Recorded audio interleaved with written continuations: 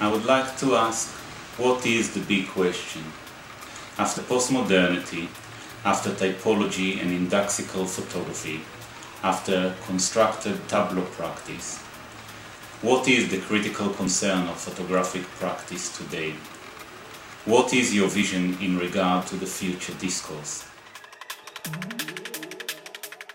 I think that there are many answers that maybe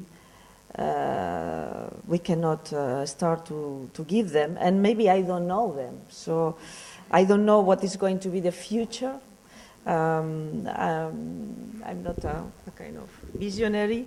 I don't know what it's after postmodernism, if it's any after postmodernism. But what I know is that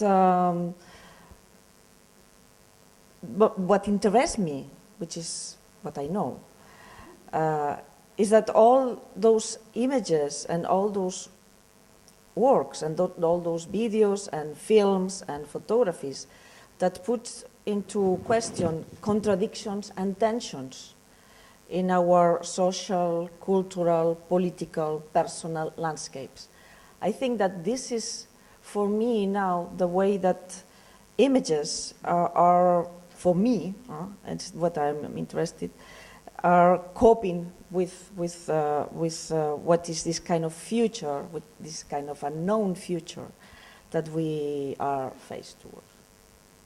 Yeah, I agree. It's a pretty tough one. It's also to just clarify a little bit. It's a little bit like a when did you stop beating your wife, or one of those questions, because it assumes that we all know and agree what postmodernity, typology, indexical photography, constructed tableau practice, that we all know what those are, and we agree that they're over. And so, we don't know. But in the museum that I work in, the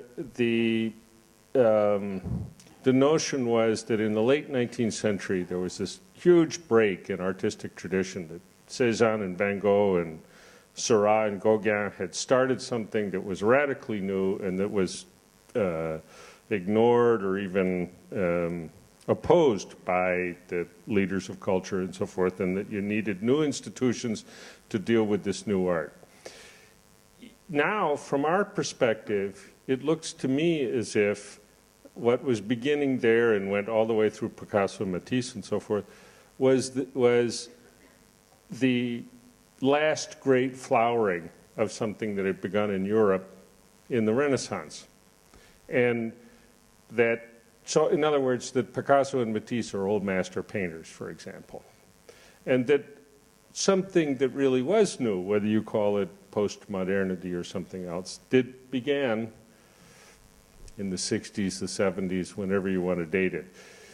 And that, so we're living in a situation now where a very long period of artistic tradition is, how do you say, becoming irrelevant, or has become irrelevant to a lot of younger people. And so that's my explanation to myself of why the things that Marta was just talking about, that it's a very uncharted moment, and it's whereas for hundreds of years everybody was riding more or less in the same train, and it picked up a lot of speed. Now the train has reached the station and everybody's milling around, and no one person and no one group is able to say, okay, the train's going to go off again, it's going to go here. I think eventually it will, or they will, multiple trains going off in multiple places. But we're living in a moment when it's now possible to do absolutely anything under the sun, but there's very little agreement about the direction of a common tradition. So it makes the answers to this is hence this question.